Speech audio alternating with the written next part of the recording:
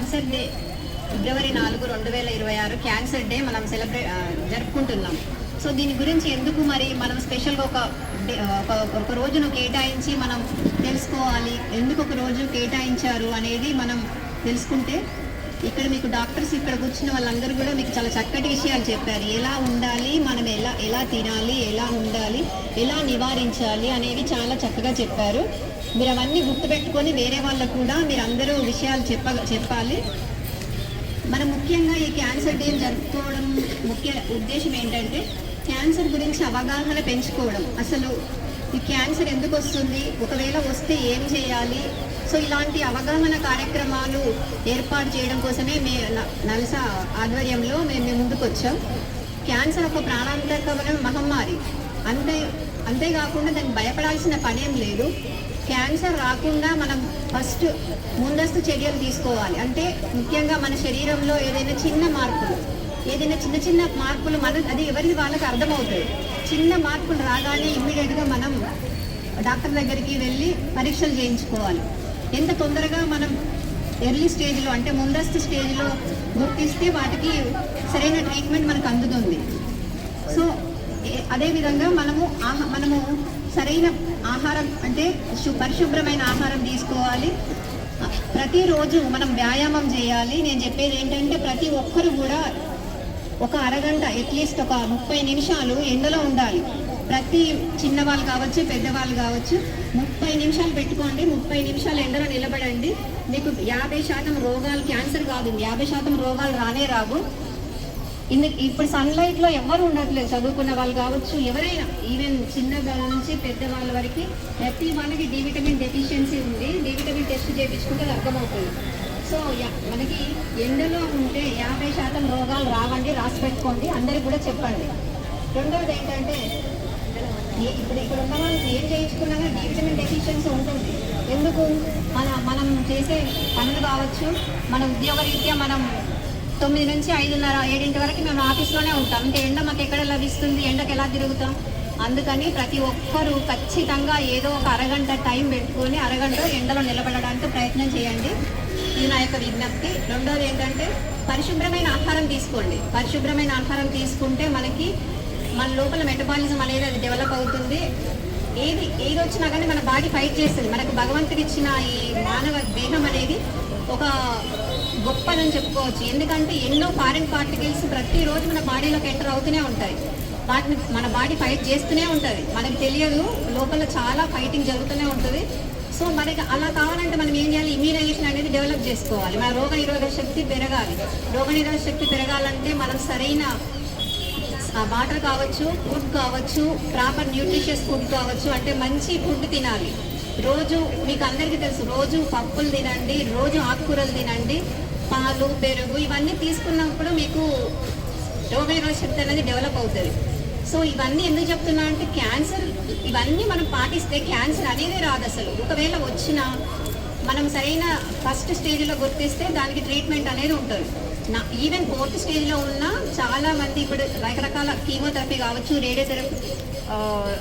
Radiotherapy కావచ్చు, చాలా రకాలటువంటి అధునాతనమైన సౌకర్యాలు మనకి సైన్స్ అండ్ టెక్నాలజీ ద్వారా మెడికల్ ఫీల్డ్లో అద్భుతమైన ఆవిష్కరణలు జరిగి చాలా ప్రయత్నాలు జరుగుతున్నాయి. సో అందుకని మనము రాకుండా ముందే నివారణ చర్యలు తీసుకుంటే చాలా జాగ్రత్తగా ఉండొచ్చు. అలాగని వచ్చిన వాళ్ళకు కూడా మనం మద్దతు ఇవ్వగలగాలి. అంటే వాళ్ళకి చెప్పాలి, అవేర్నెస్ ప్రోగ్రామ్స్ ద్వారా కావచ్చు, చాలా మందికి ఏం జరుగుతుందని చెప్పాలి. ఫస్ట్ ఆఫ్ ఆల్ మానసిక ధైర్యం ఉండాలి. ఎలాంటి రోగం వచ్చినా, ఎలాంటి జబ్బు వచ్చినా, ఎలాంటి సర్జరీస్ అయినా మన మానసిక ధైర్యం, డాక్టర్స్ మనకి ఎంతసేపు మనకున్న జబ్బుని గుర్తించి ఆ జబ్బుకి సరైన ట్రీట్మెంట్ ఇస్తారు. కానీ మన మానసిక ధైర్యాన్ని మన దగ్గర ఉంటే వాళ్ళ మానసిక ధైర్యం మనకి ఎవరు ఇవ్వలేరు. అందుకే మన మానసిక ధైర్యాన్ని మనమే డెవలప్ చేసుకోవాలి. అది ఎలా?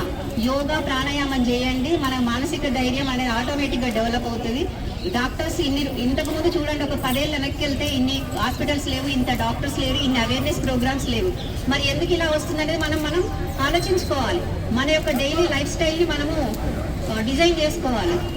ప్రతి ఒక్కరు కంటిన్యూస్ డైలీ ఎక్సర్సైజ్ 1/2 అవర్ చేయండి. అది ఏదైనా కావచ్చు. మీకు 20% జబ్బులు రానే రావు.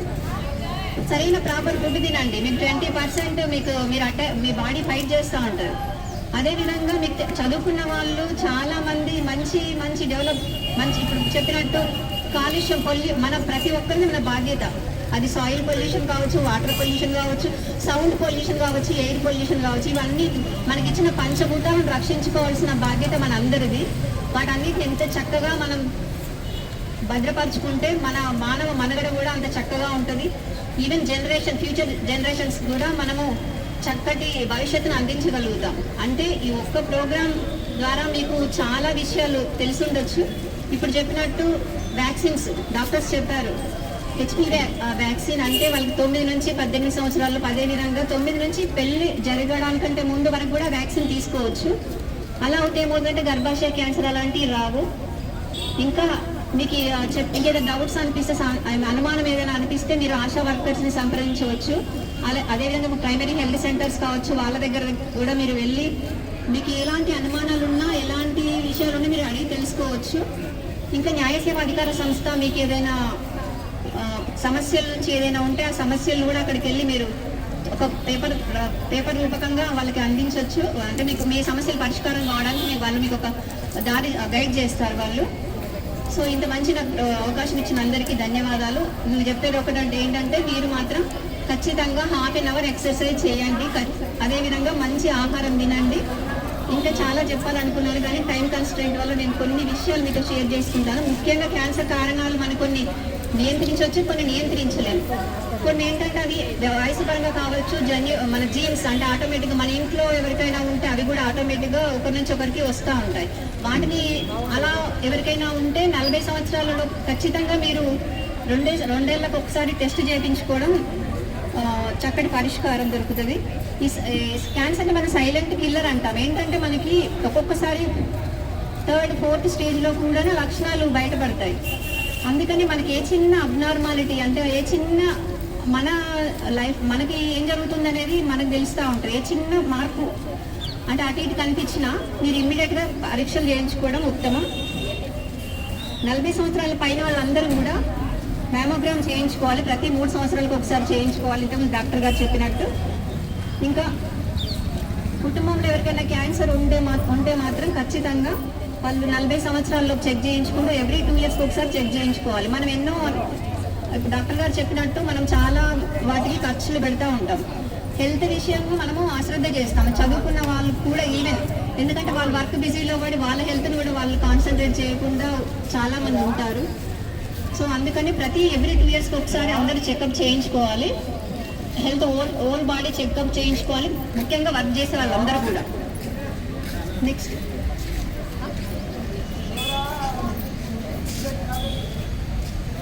ఇంకా మీరు ఏంటంటే ఈ క్యాన్సర్ రాకుండా మనం కొన్ని చిన్న చిన్న విషయాలు పాటిస్తే చాలు. ఏంటంటే మనము అధిక కొవ్వు ఉన్న ఫుడ్ తినకూడదు. రెండోది ప్రాసెస్ చేసిన మాంసం కూడా ఎక్కువ తీసుకోకూడదు. సాల్ట్ ఫుడ్ తక్కువ చేయండి. ఇంకా ఫ్రూట్స్ ఎక్కువ తినండి, వెజిటబుల్స్ ఎక్కువ తినండి. బయట జంక్ ఫుడ్, మీ వీలైనంత వరకు మనం చూడండి ఎర్లీ స్టేజ్లో చాలా మంది బయట ఫుడ్ అసలు తినలేదు, అందుకని వాళ్ళు ఆరోగ్యకరంగా ఉన్నారు. ఇప్పుడు చాలా మంది 10లో 7 బయట ఫుడ్ తింటున్నారు. అది అలవాటు మానుకోండి. వీలైతే మీరే హోమ్ ఫుడ్ తినండి, హోమ్ ఫుడ్కి ప్రిఫరెన్స్ ఇవ్వండి. హోమ్ ఫుడ్ ఇంట్లో తయారు చేసిన ఆహారాన్ని మాత్రమే తినండి. తినకపోయినా ఒకవేళ ఒక రోజు తినకపోయినా నష్టమేం లేదు, బయట మాత్రం తినకండి.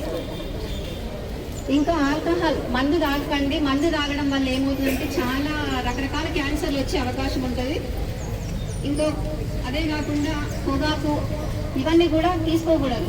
పొగాకు తీసుకునే వాళ్ళే కాదు, వాళ్ళ చుట్టుప్రక్కల ఆ గాలిని పీల్చే వాళ్ళకు కూడా రకరకాల క్యాన్సర్లు వచ్చే అవకాశం ఉంటుంది. అది ఏంటంటే ఆ పొగంతా మన బాడీ లోపలికి ఎంటర్ అయ్యి మొత్తం నర్వస్ సిస్టంలో మొత్తం అది రవాణా అవుతూ ఉంటుంది. సో అందుకని పొగాకు తినకూడదు. స్మోకింగ్ చేసే వాళ్ళకి దూరంగా ఉండాలి. ఆల్కహాల్ తాగకూడదు. నేను చెప్పిన ఈ ఫుడ్ ఐటమ్స్ కావచ్చు, హెల్తీ లైఫ్ స్టైల్ కావచ్చు మెయింటైన్ చేయండి.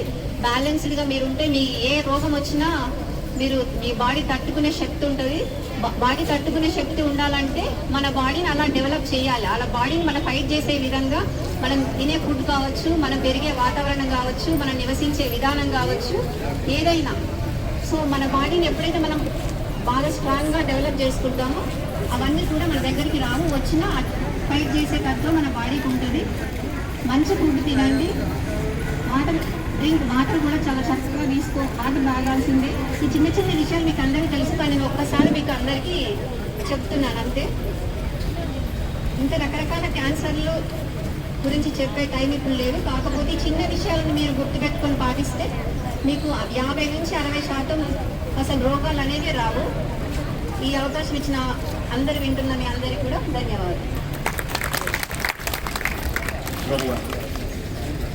అలాగే ఉచిత వైద్యం లభిస్తున్నట్టు అలాగే మా కోర్టులో డిస్ట్రిక్ట్ లీగల్ సర్వీస్ అథారిటీ ఒక ఆఫీస్ ఉంటుంది. మీకు మహిళలకు, వృద్ధులకు మరియు వికలాంగులకు ఉచిత న్యాయ సేవ లభిస్తున్నట్లే. అలాగే మీరు ఏ న్యాయవాదిని ఖర్చు పెట్టుకోవడం అవసరం లేదు. మీరు అక్కడికి వచ్చి ఒక అప్లికేషన్ రాస్తే మా వైపు మీకు తక్షణ న్యాయ సహాయం లభిస్తుంది.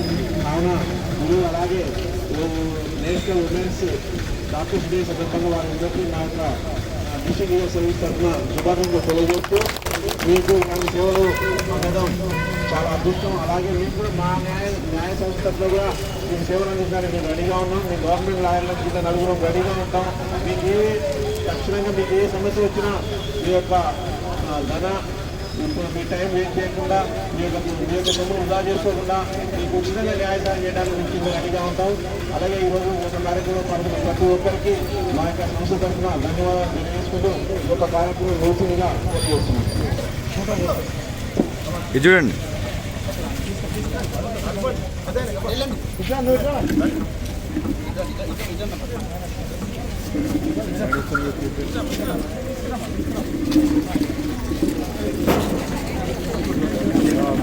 మేడం ఉన్నట్టు తీసుకోండి రమ్మా ఫోటో